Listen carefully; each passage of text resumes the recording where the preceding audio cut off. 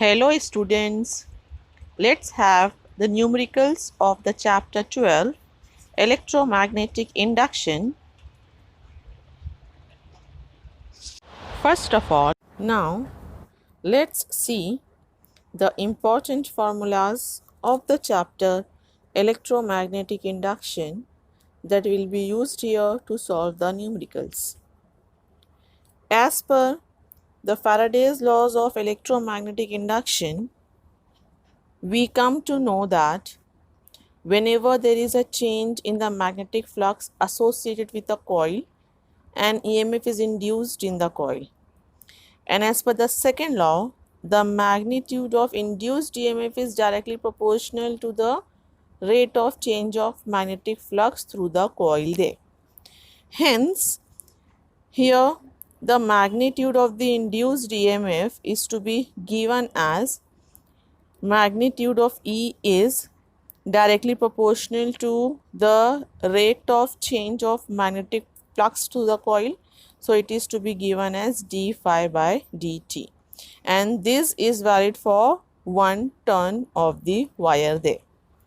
When there are n number of turns are there in a coil, then magnitude of induced EMF is to be given as n into d phi by dt.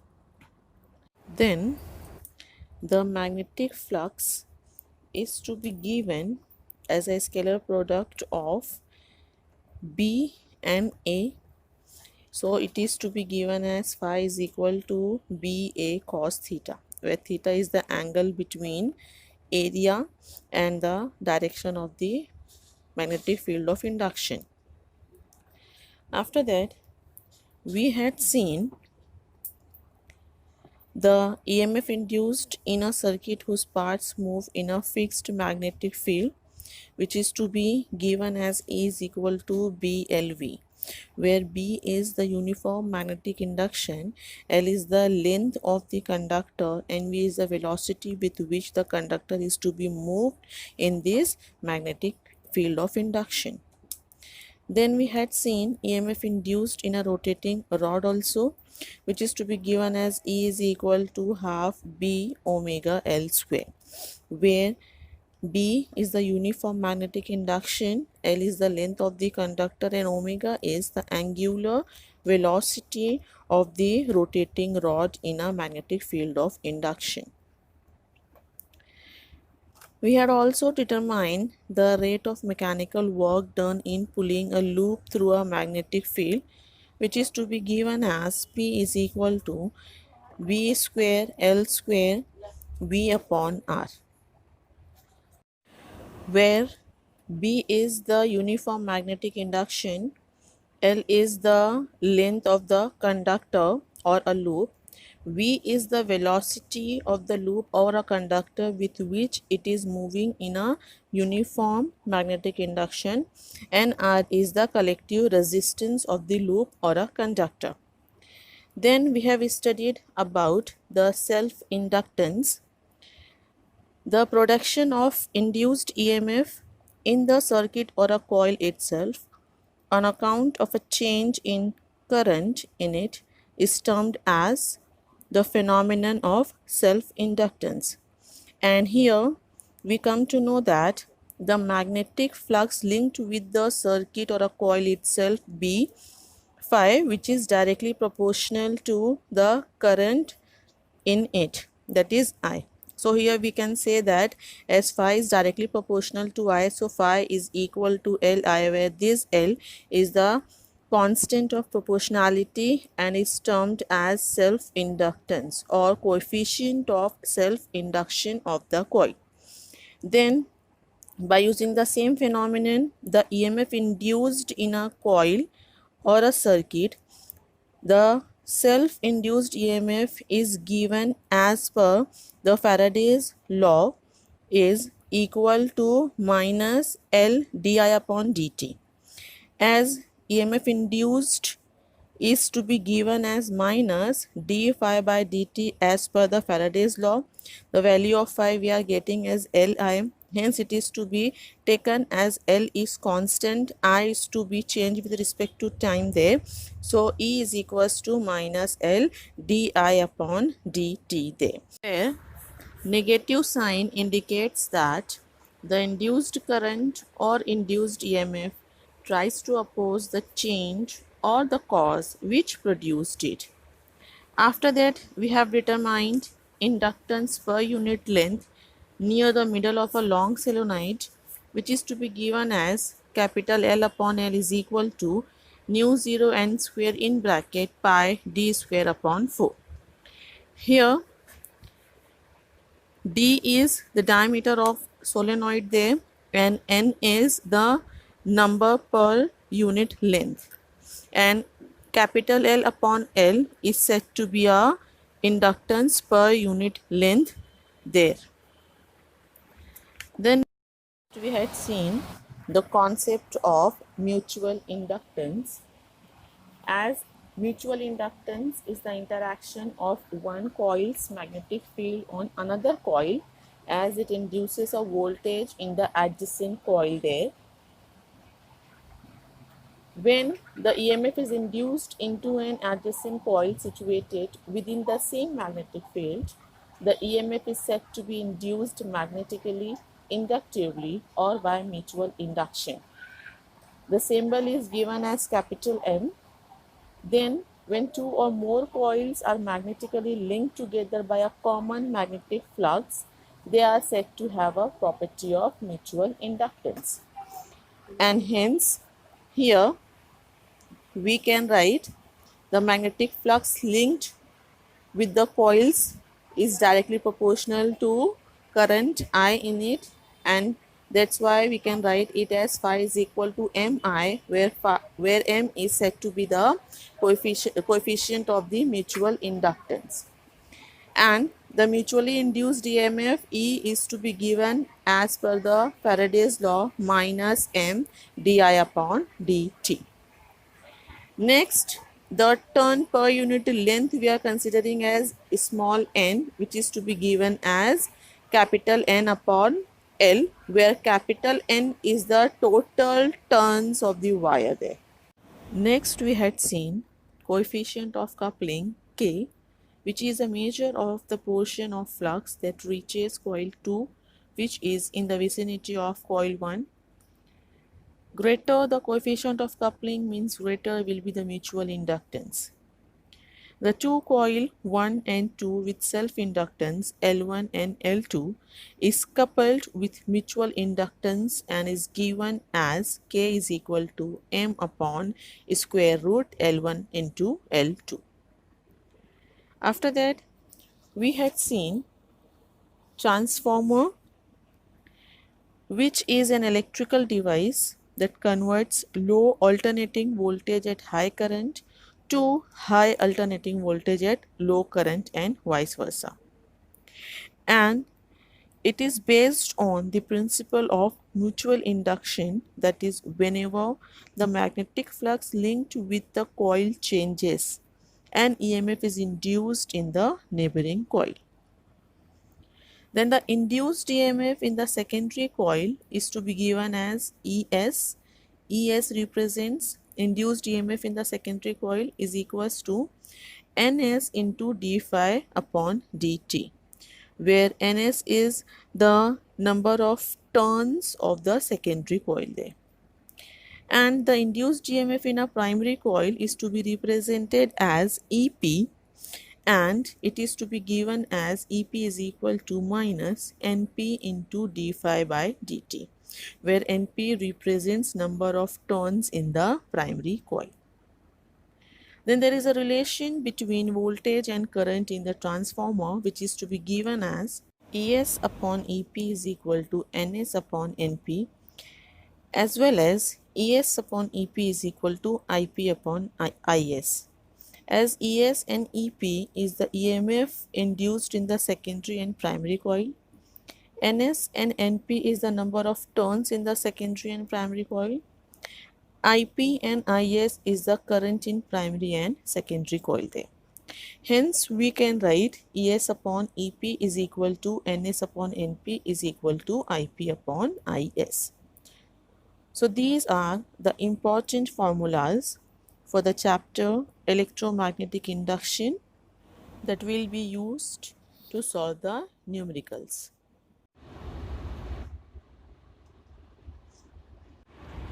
The first unsolved numerical from the textbook, question number 3 is, in a Faraday disc dynamo, a metal disc of radius r rotates with an angular velocity omega about an axis perpendicular to the plane of the disc and passing through its center. The disc is placed in a magnetic field B acting perpendicular to the plane of disc. Determine the induced EMF between the rim and the axis of the disc.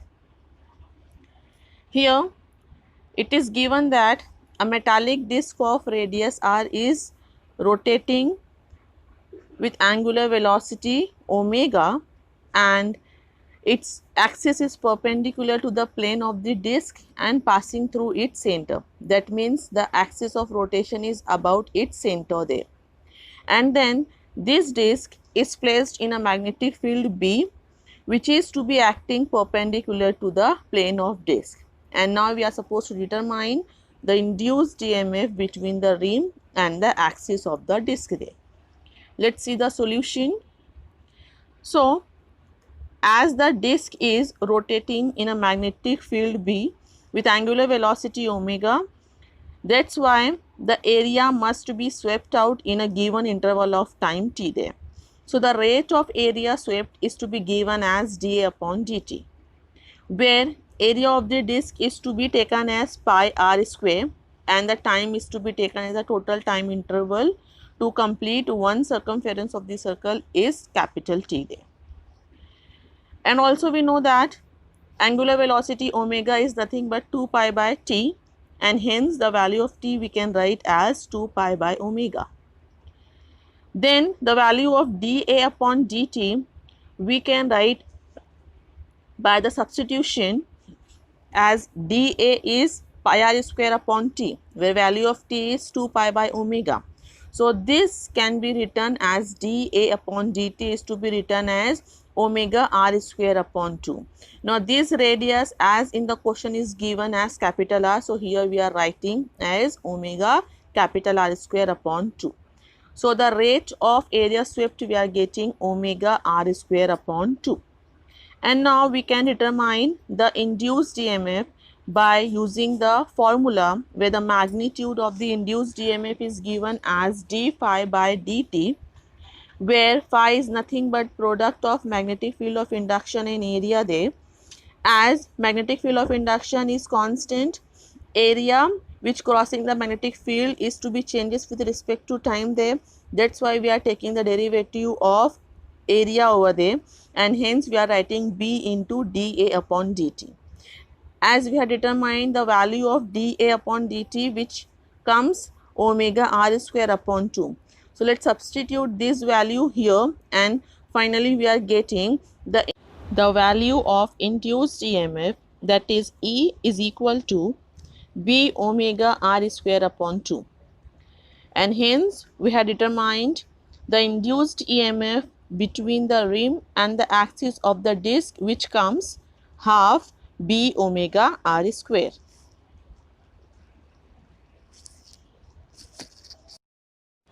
The next unsolved numerical from the textbook, question number 4 is, a horizontal wire 20 meter long extending from east to west is falling with a velocity of 10 meter per second, normal to the Earth's magnetic field of 0.5 into 10 raised to minus 4 Tesla. What is the value of induced EMF in the wire? First of all, here it is given that a horizontal wire of length 20 meter is there, which is extending from east to west and falling with the velocity of 10 meter per second, and the direction the angle between the velocity and the magnetic field of induction is normal, that is, it is making an angle of 90° with each other, and the Earth's magnetic field is given 0.5 into 10 raised to minus 4 Tesla. And by using this data, we have to determine the induced EMF in a wire there. Let's see the solution. As it is given, the length L is 20 meter, B is 0.5 into 10 raised to minus 4 Tesla, V is 10 meter per second, and theta is 90°. And we have to determine induced EMF in the wire there. The formula we are going to use is E is equal to BLV sin theta, where theta is the angle between B and V. By using this formula, let's substitute the values.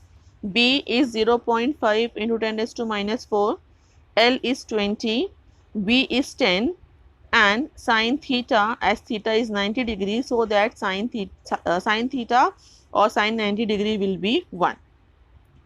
When we are multiplying this factor, we are getting 10 into 10 raised to minus 3, as 10 raised to minus 3 is to be written as milli, and the value of EMF induced in a wire we are getting as 10 millivolt.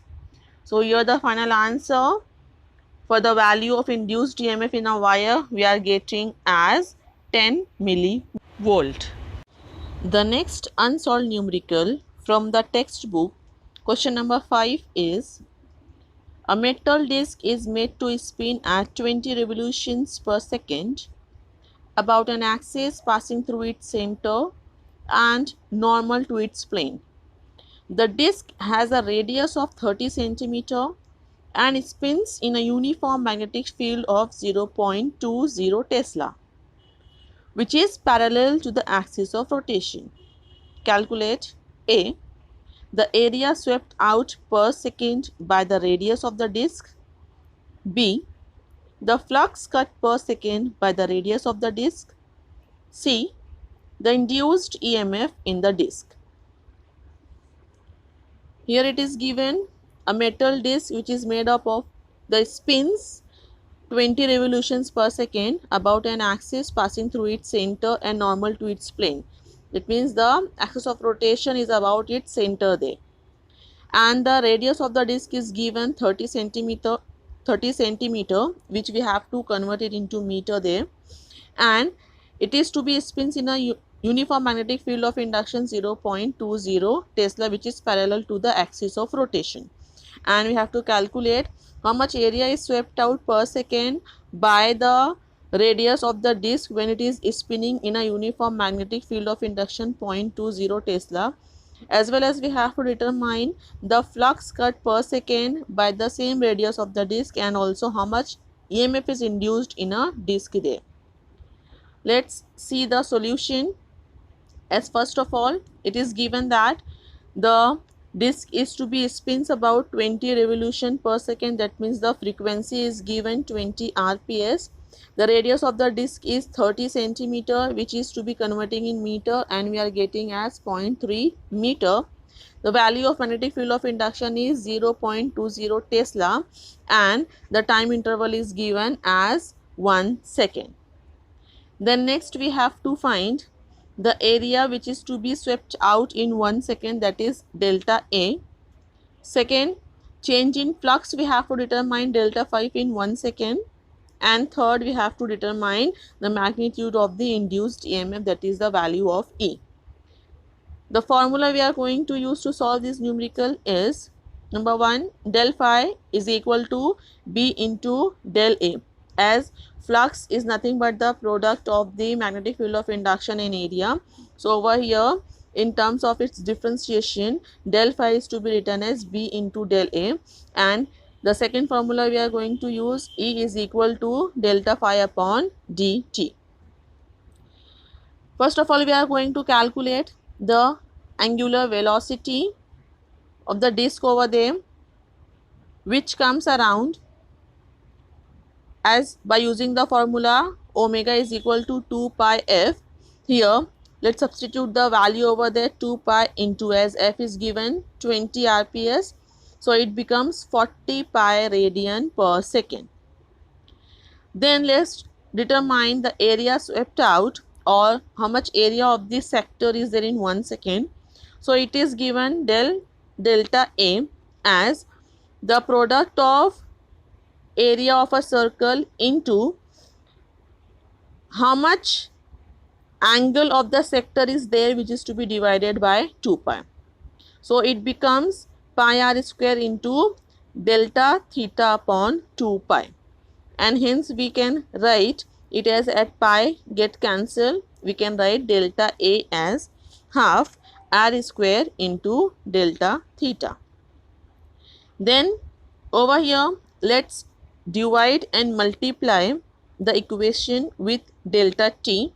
So we are getting half r square delta theta upon delta t into delta t, where delta theta upon delta t is nothing but the angular velocity of the disk, which is spinning in a uniform magnetic field of induction 0.20 Tesla. So we are getting half r square delta theta upon delta t is omega into delta t. So the area swept out delta A is equal to half r square omega delta t. Now next, let's substitute the values there. As half we are supposed to write as it is, r which is given 0.3 meter, r square is there, so we have to take it as 0.3 square. Then omega we had calculated, it is 40 pi, so 40 into value of pi we are supposed to use 3.142, and delta t is given as 1.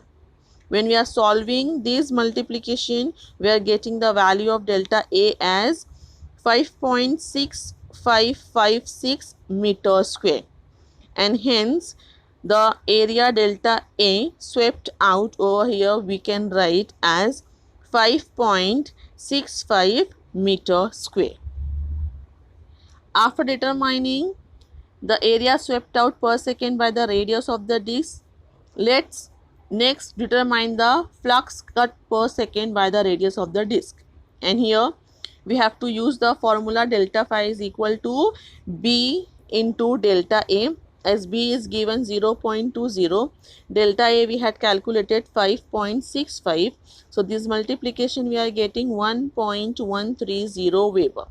So the value of delta phi change in flux in 1 second we are getting as 1.130 Weber. Then third one, we have to determine the EMF induced in the disk, and hence we are using the formula E is equals to delta phi upon delta t. As delta phi we had calculated is 1.130 divided by delta t, which is 1. So the value of induced EMF comes 1.130 volt. And finally we are getting the answer for this numerical. First of all, the area swept out per second by the radius of the disk is 5.65 meter square. Second, the flux cut per second by the radius of the disk is 1.130 Weber. And third, we had calculated and got the answer for the induced EMF in the disk, which is 1.130 volt.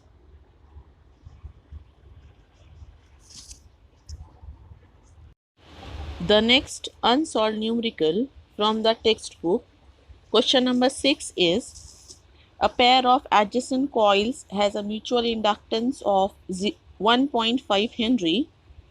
If the current in one coil changes from 0 to 10 ampere in 0.2 seconds, what is the change of flux linkage with the other coil? Here it is given that a pair of adjacent coil is there, and hence the mutual inductance of 1.5 Henry is obtained. Now if the current in a coil changes from 0 to 10 ampere, that means starting current is 0 ampere, and when it will be reaches to 10 ampere in 0.2 second, so over there in this duration how much change of flux linkage with the coil observed? Let's see the solution. As it is given, the mutual inductance, which is to be denoted by capital M, is 1.5 Henry. Initial current I1 is given 0 ampere and the final current I2 is given as 10 ampere in a given interval of time delta t 0.2 second.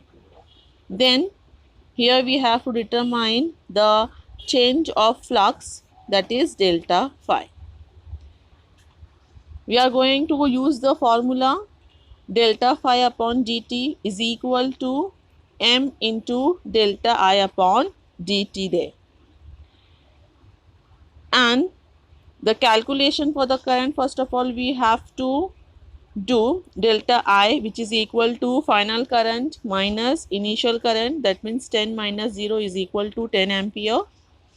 And finally we are getting the rate of change of flux, which comes to us m is 1.5, delta I is 10 and delta t is given 0.2. When we are calculating it, so we are getting the value of rate of change of flux as 75 Weber per second. As we have to determine the rate of change of flux, which is given over here 75 Weber per second, but in the question we are supposed to determine the change of flux linkage with the coil, which we are getting as 75 Weber. So here the final answer, we are getting that the change of flux linkage with the coil is 75 and the mutual inductance is to be observed 1.5 Henry.